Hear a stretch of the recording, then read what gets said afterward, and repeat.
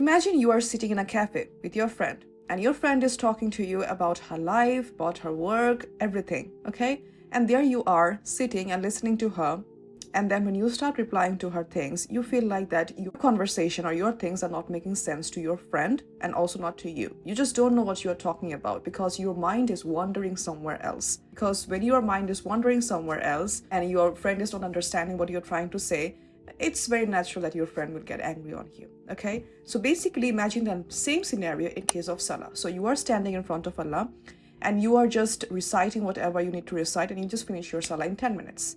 So what is happening over here? You don't know what you are talking or what you are saying in your Salah, okay? Firstly, the next thing most of the people don't even realize is that it's not a one-way conversation, it's a two-way conversation. For instance, when you recite Surah Al-Fatiha, Allah replies to whatever sentence or whatever verse you are reciting. But most of the people just recite Surah Fatiha in 2x speed, okay? So you can't do that because you have to give the other side time to reply for what you are saying. So basically if you're just saying your thing and you are not even allowing the other person to reply on whatever you are saying, it doesn't make sense to have that conversation. Just imagine the same thing when you are standing in Salah. You are just saying your thing, you are not even understanding what you are saying. So what's the point of that Salah? That Salah is completely invalid. So today this video will focus on those people who struggle while praying their Salah. And there are multiple things for which we cannot focus on Salah. And this video will focus on that. We'll focus on the strategies that will help you to concentrate on it and also understand what you are talking about, what the verses you are reciting. Hi, this is Sidratul Montaha and welcome to another new video. Let's first understand why we get distracted in our Salah, why we can't focus on it, we can't concentrate. The first thing that comes up in our mind, it's the devil's fault. They are whispering in our ears. Well, that is not entirely wrong. They do. But as a human, we have this capacity to control our thoughts, to control whatever we are thinking, what actions we are doing. That means ultimately we have the capacity to restrain from the whisperings of shaitan. Now, the other things that comes up is that the amount of news we are surrounded with in our daily life, our daily tasks, the chaotic environment, emails, the social media bombarding us with new news and everything. We always have to keep updated with that, etc. So when we are surrounded by this kind of scenarios in our life, it is pretty natural that we lose our focus or concentration on the things that we should put our concentration on. One of the most important one is Salah or reading the Quran, etc. Basically, these are the things that actually restrain us from focusing on our Salah. The thing is that Salah doesn't take an hour or something. Okay? For example, just praying one time of prayer. Let's say you are praying the Zuhr prayer. It just takes maximum of 15 to 20 minutes to pray your Salah. Like, is it that tough for you to just focus, to just completely focus for 15 to 20 minutes and understand what you are actually saying in your prayer? Because what I know is that we can spend hours and hours on Instagram's reels and scrolling, doom scrolling social media. Here are some strategies which you need to work on so that you can really focus on your Salah. Even though if you're scrolling social media for some time being in your whole day, still you'll be able to focus on your Salah, and here are the main strategies you should follow. Starting with the first one. The first point would be clear the clutter. In this world, we have unlimited number of obstacles coming up. And the first obstacle that I'm going to mention over here is the doom scrolling or addiction towards social media. I'm not saying that social media is bad because there are some particular benefits of social media. We can develop networking. To be honest, we don't have to even go through a news app these days. We can just go to social media and get the updated news, what's happening in the world right now. But if you can't control your addiction to social media, then it will start controlling you and you will never get rid of that, okay? You'll be stuck in that cycle of doom scrolling. However, what I'm saying right now is that why can't you get rid of doom scrolling or any kind of unnecessary thoughts or worries while you are standing to pray? Just for the sake of praying, just for those 10 to 15 minutes. Okay, like is it really that tough? So what I'm trying to say is that don't carry any kind of unnecessary thoughts or extra burdens or problems of your life with you in your prayer. Because the one you are standing in front of when you are praying already knows what's happening in your life, already knows every single thoughts you are having in your mind, every single feelings you have in your heart. So why do you have to take that extra burden to just stand in front of him? So to get that kind of freshen up mind, you have to get rid of those things that are creating obstacles So one of them is social media. So now I will not say that completely get rid of social media. I mean, if you can, for instance, if I speak in my case, what I used to notice is that when I scroll social media, let's say, and I keep my phone away and instantly I stand up for prayer, I take some fragments of my social media thoughts to my task, to my prayer. So that actually disrupts my prayer because I can't concentrate on my prayer anymore because I'm taking that fragments from my previous task to my next task. So basically, I can't focus properly. I mean, that's a kind of the multitasking results we get. Also, what happens is that we get overwhelmed because the news we are seeing on social media, and instantly we get transferred to our prayer. We get overwhelmed thinking that what might be happening next after the news I have just seen. And also, you get something called the FOMO, or the fear of missing out. You constantly feel that when you are not on social media, you are away from it for a couple of hours, you feel like that the world is changing, you are not getting this news, you are not updated with the recent news that are coming up, so you get this fear of missing out. As a result, we really get addicted to social media, and ultimately that disrupts with our personal life. Let's say over here, particularly the Salah. So basically, I have been through this phase, not to worry, and I have made a video on it, how to get rid of social media doom scrolling addiction. You can watch it over here. But other than that, what I'm trying to say is that while you are doing something and you have to pray, just give yourself a 10 minutes break. And what you can do in those 10 minutes will be our next point, which is art of locking in. Now, this is where you have to get into the zone of refreshment to just clear up your mind from the previous task you were doing. Now, here is the term which is called the switching cost, which scientists usually use when they are explaining the terms of multitasking. For instance, the thing that I was saying, that when you are transferring from one task to another, in between, you have to get into the zone of locking in. So locking in means you have to set your intentions of the next task you are going to do, which will be in case the Salah. So basically you have to set your intentions for Salah, why you are praying it, okay? So what is your motive, how you are going to pray it. Otherwise, about the switching cost, which is basically when you instantly switch from one task to another, what I have said that is you take some fragments of your previous task to your new one, which you shouldn't do. You are requiring more energy to move from one task to another, and on top of that, it is highly likely that you cannot focus on your new task, which is in this video the Salah. So let's say if you're watching a video and you just keep your phone and suddenly stand up for praying, there is a high chance that you cannot focus on your prayer properly, because that video or parts of that video will be still running on your head, and you can finish your Salah, but you won't understand what you are saying in your Salah. That's the main point why we cannot focus on our Salah, because we cannot understand what we are saying. That is particularly bringing us to the next point, which will be pray with presence. Now, in our Salah, we always say something which is typically same in every other Salah we pray. So basically starting from Surah Al-Fatiha, whatever surah we have learned in our childhood. So starting with Surah Al-Fatiha, when we go to Ruku, when we go to Sajda,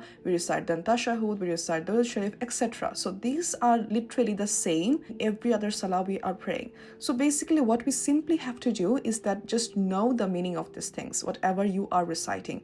Okay, rather than just blindly reciting it, understand the basic or the mandatory things that we have to recite in every other Salah, without which our Salah would be invalid. So just simply know the meaning of those. And also the verses or the last surahs of the Quran, which we usually learn from our childhood, the meanings of those surahs are not really like rocket science or something. Basically, you can just know or keep an idea of those surahs or those verses. So when you recite those after Surah Al-Fatiha, you actually know what you are talking about. And that's how you can concentrate more, because you now understanding what you are saying. So you will be concentrating on those things. And then your connection that you will be building with your Lord will be much more stronger. Sometimes we don't even bother to know the meaning of these things. Like there are lots of people, like including me, but right now I'm trying to do it, who doesn't know Arabic. Like this is so much prevalent in South Asian countries that we learn the Arabic, but we don't know the meaning of Arabic. So this is really weird thing to do, that you are learning a language, but you don't know what you are learning. Basically, just start in a simple way. Just learn the meanings of those which usually you have to recite every single time in your Salah. Then you can gradually learn new verses, learn the meaning of those new verses and apply those in your prayer. And basically, you'll be more stronger in focusing on your prayer. Now, the thing is that as a human, we should be curious, or we are made in that way that we are curious about every single thing we see with our eyes. As a result, it is necessary that you should feel curious about the things you say in your prayer, like what those meanings, what those things stand for. So as a result, I have accumulated all those verses which we recite in our prayer. I have put that in a file. If you go to the link below in the description box, you can get that for free, and you can just read those, keep that in your mind, and then when you pray your next prayer, it will be easier for you to understand what you are saying. Next point, after we have understood what we are going to recite, it's time to focus on our Arabic pronunciation, which is also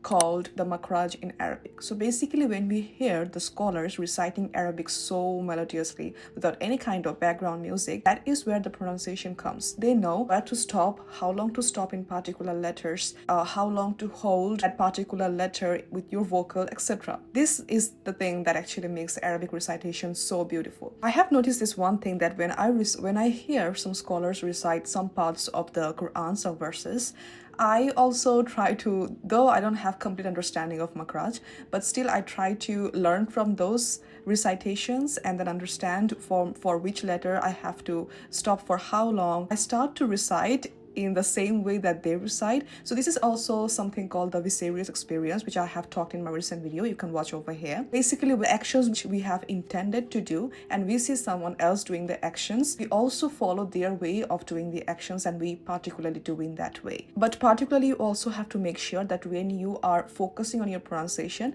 you don't go in an in-depth manner that you literally forget what you're reciting, what you are doing. Basically, the scholars, how they do is that they have these years of practice that it actually automatically comes when they recite the Arabic. And also you have to make sure that you are reciting, which is also called the tajweed, that you are reciting the Arabic with the proper rules of it. Arabic has some words which has different meaning, but the word actually sounds the same. For example, if I say qalb, so in Arabic, qalb means heart.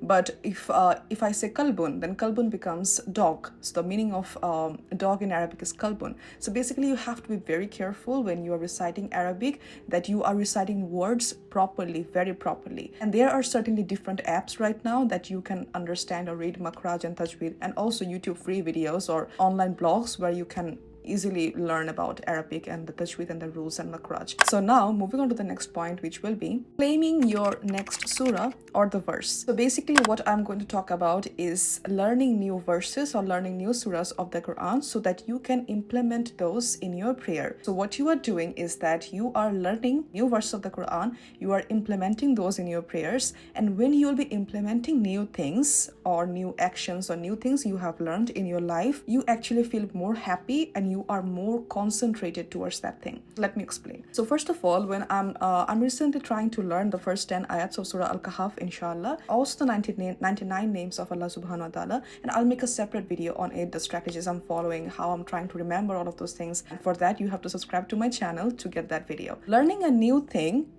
actually makes us feel a bit anxious, but on the other hand, it actually motivates us, inspires us, and makes us happy. Now you'll be like, learning new things inspires and motivates us? Certainly it does. For example, if you see a new iPhone coming out, you get this urge of checking out that new iPhone, features it has added, and then telling your friends about it. Like, learning about new information certainly does makes us happy. We get happy for several reasons. If I talk about the science, then obviously there are chemical things going on in our brain. That's why we are getting motivated, happy, inspired, etc. Also, we get happy for certain reasons. Let's say for me, I don't know about you guys, but there should be something. For me, when I learn new things, I get happy because firstly, I am learning about those new things. It is opening new doors for me. Secondly, I love to teach those things to my friends or my family or other people when I'm learning new things. Now, what makes us happy? So this study checked the brain activity of the participants, and they have showed the participants new scenarios or new images which the participants have never ever seen in their whole life. And what the researchers noticed is that when the participants saw something which they have never ever seen in their life, completely novel for them, so basically a part of our brain, so called substantia nigra,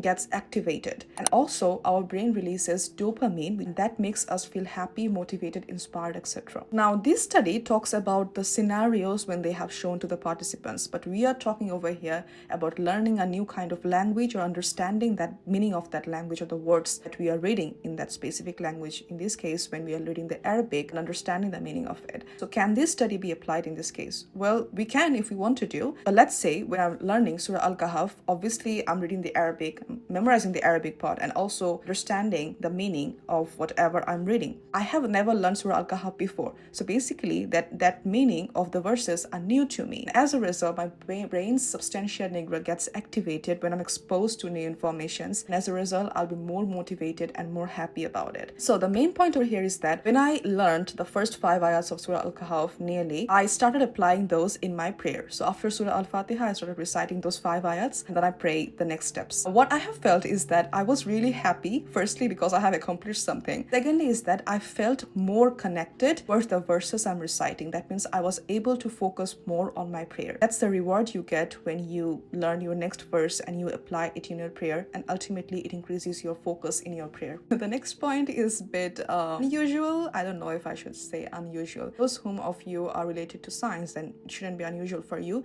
and that is hydrate yourself. Every single time before I start my praying or anything, I always make sure that I have a water bottle with me, and I always keep drinking water. And this is because there are several studies that has shown that dehydration does decrease your cognitive ability, and the opposite is true, which is that when those participants were rehydrated, their cognitive abilities did increase. Basically, hydration does an important thing over here, so try to connect it with while you are praying next time and see the results. I hope so it will work. Our next point would be something as the sad mind effect. Lots of us has felt this thing, that when we are actually sad, we actually feel more connected towards our Lord. And this is particularly because when we are sad, we feel like we need Him the most. For me, it's like I don't need any human, like no human entry is like allowed right now. I just want to be in my prayer. Grief can attack us in many ways.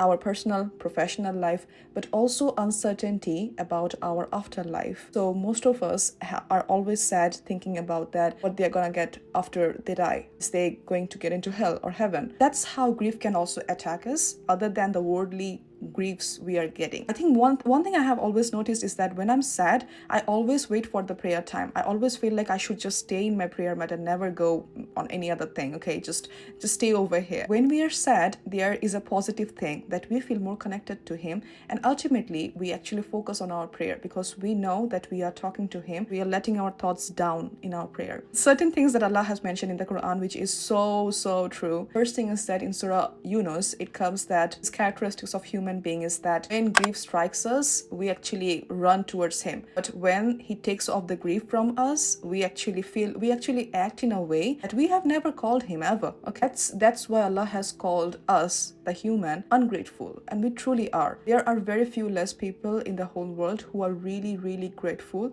and still it's not enough. We are still ungrateful in lots of ways. So that's what Allah has also talked about in Surah Al-Isra in one of the verse. When adversity touches us, we feel that no one stays except Allah. But when Allah takes us away from that grief, we act like nothing has happened. Like I never actually bowed down to Allah. So that's why this verse has been mentioned, and this is the true characteristics of human being. As a result, now I guess you have understood that why grief is certainly important along with happiness, and that's the balance of our life. That's the balance that Islam has provided. When there is good, there is bad. When there is grief, there is happiness, etc. So that's when we understand the real meaning of prayer. This point is also particularly important, which I have started experimenting on myself long time ago, since I have learned about certain things. Bow down with a wish. When we are in our sajda or prostration, we are the most closer to Allah subhanahu wa ta'ala. And when we whisper in the ground, we say something, our wish, that actually reaches to the seventh sky. All of these things I have learned when I started studying Islam, basically. For every single prostration I make, I have a specific wish of mine, which I say after saying the things which we usually have to say in our sajda. Let's take an example. Let's say I'm praying the Zuhr prayer prayer and the 4 rakats of Zuhr prayer. And in each rakah we have 2 prostrations, okay? So basically I have divided my wish into every single rakah. I have divided it into like the 2 prostrations I make. Say for first rakah, when I'm making the 2 prostrations, I will be presenting my wish, and my wish would be about, let's say, afterlife, heaven, hell, etc. In the next rakah I pray, my wish will be divided into 2 prostrations, and my wish would be about parents, my family, etc. And the third one would be the same, and this time the wish would be about my work life, my professional life, my study life, etc. And the fourth one, the fourth rakah, would contain anything I want in the future, okay? These wishes of mine are dynamic, always keeps changing, except the first and second one, to be honest. Other than that, about my work life, my professional life, and like it keeps changing, okay? There is a difference between 2 group of people. The first group of people who actually prays just to get their things done, and then when their things are done, they completely forget about Allah. And the group of people who actually prays for pleasing Allah, for getting attention of Him, and ultimately in regards to that they get whatever they wished for. So there's a difference between these 2 group of people, and we don't want to be in the first one, we want to be in the second one. And those who are in the second one actually understand what it means to get our wished being come true. Even though our wish doesn't come true, or it gets delayed, or anything happens, what we feel is that whatever happened for good, and I know Allah will give me the best. That's the mindset we get. That is the main thing, the toughest thing to get. That is something you can get when you are concentrating on your prayer, when you know what you are praying for. You're just not praying for your worldly things, but you are praying for everything, for your afterlife, for this life. So bow down and have a wish for every single prostration you make. That would be the end of today's video. I hope you have found this video helpful. And also, if you're struggling with your prayer, I can assure, Insha'Allah, that these strategies will work, okay? So start working on this thing. And also, if you want to watch other videos on my channel, 2 of the videos will be presented on the screen. You can watch them. And other than that, if you enjoyed my videos, please make sure you have hit the subscribe button. I'll see you, Insha'Allah, in the next video. Till then, take care. Assalamu alaikum.